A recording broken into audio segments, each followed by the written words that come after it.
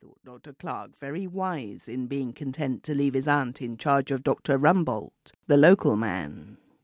And now about Mrs. Carstairs herself. She was 76 and young for her years. She enjoyed a little gardening, cutting off the dead flowers and going through the nurseryman's catalogues.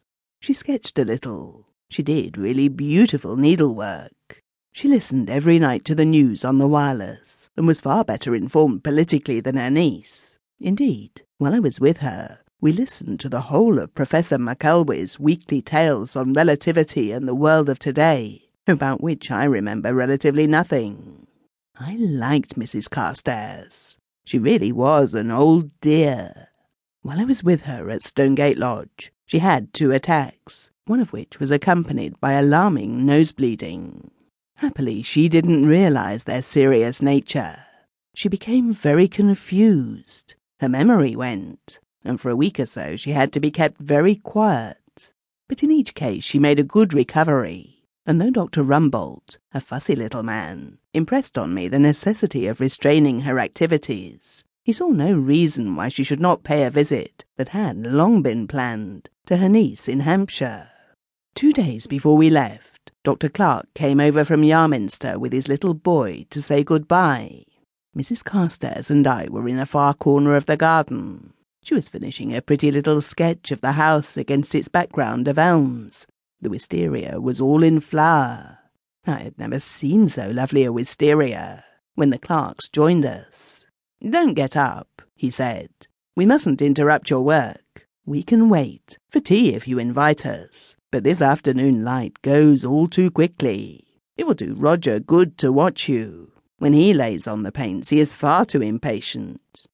"Don't go, nurse," he said. "I met an old friend of yours the other day," and he mentioned one of the most trying patients I have ever had, who it seemed had now settled in Yarminster, and to Dr. Clark's disgust, lived, so he informed us, on his doorstep. Mrs. Carstairs soon finished her sketch. We gave it the admiration it deserved, and I quickly picked up the cushions and painting paraphernalia, of which Dr. Clark has quickly relieved me, leaving me, as always happens when my hands are empty and I have nothing to do, exceedingly awkward and out of place. However, I had the laugh of him later, when the sketchbook slipped out of his hands and the contents of the paint box were scattered over a gorse bush. It was young Roger, I noticed then, that was put on to their retrieving. We had tea on the terrace, where Miss Clark joined us.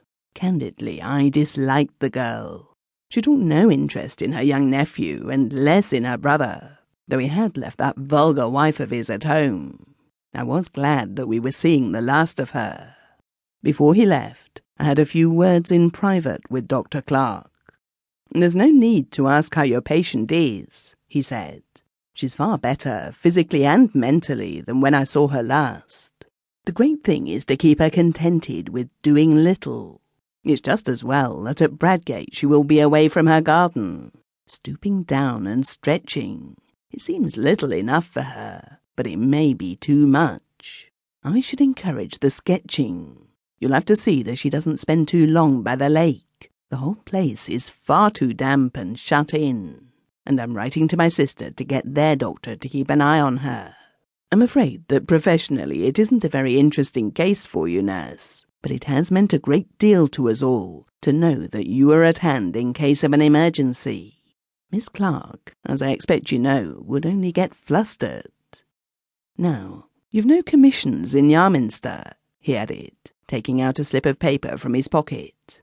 "Paints, folding chair, Has Russia a Plan, Eminent Victorians, Crime at the Folly, and any other books by the same writer.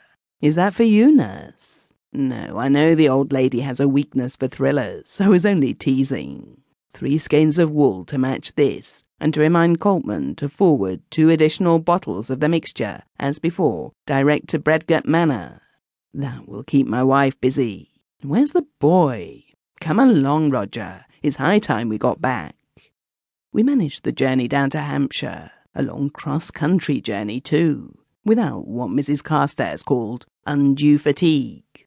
I didn't like Bradgate Manor from the first. As Dr. Clark had said, it was far too much shut in with trees, and the lake was little more than